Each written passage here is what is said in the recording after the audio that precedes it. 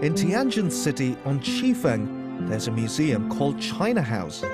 It was designed and owned by 57-year-old entrepreneur Zhang Lianji. Through his hands, millions of porcelain scraps that had been forgotten for hundreds of years finally got the opportunity to shine again. 一共是用掉了7亿多片古代的碎瓷片。那这些古代碎瓷片呢，有4亿多片都用到的是钧瓷，这种天蓝色、天青色的，也使得咱们这个瓷房子整体呈现了一种非常高贵、典雅这样的一个色泽在里边。 Tianjin became an important inland port from the mid-12th century onwards, when the kingdom of Qin moved its capital to Beijing. All kinds of goods and materials from southern China passed through Tianjin before reaching Beijing. It included the porcelain specially produced for the emperors, made by the most talented craftsmen of the time. When they got to Tianjin, the ones with little flaws would be screened out. Although they could be sold at a high price, they had to be broken and buried at the fork in the river called Sancha Fork. If any commoner picked up the abandoned royal porcelain, they'd be beheaded.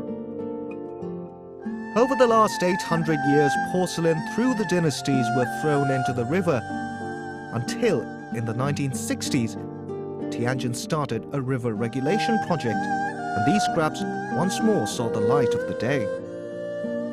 But that was the time of the Cultural Revolution, and very few people in China understood the porcelain art and did not pay attention to these scraps. Fortunately, Zhang Lianji's parents, who both grew up in rich and respectable families, saw their value. 那馆长的这个母亲，在嫁到张家的时候，也有很多陪嫁的这些古董瓷器啊等等。那在这个特殊时期呢，有一些这个古董的瓷器是被这个破坏了。 They lost all their antiques during that time, but not their skill of antique evaluation. They started to collect porcelain scraps which were thought useless by others. His father didn't have a particular purpose in the beginning, but he believed someday these scraps, if put together, might make something extraordinary. Zhang Lianji followed his father's passion. Over the years, their garden was piled with scraps. After China opened to the world, young Zhang Lianji soon became a successful entrepreneur in the 90s with his business acumen and diligent work. His great wealth supported him to achieve a crazy and grand idea, to create a matchless modern work decorated with millions of antique scraps and 13,000 pieces of porcelain.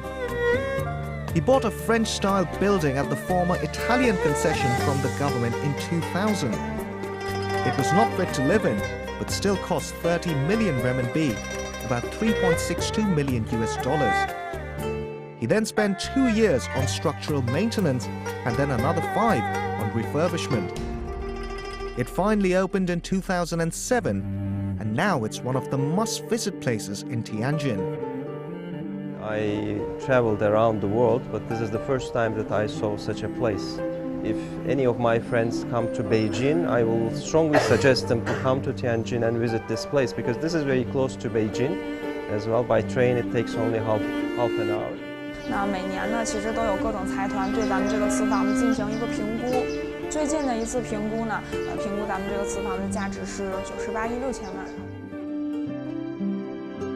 Besides porcelain, the museum displays Zhang's other antique collections, such as old furniture, wooden gates and stone sculptures.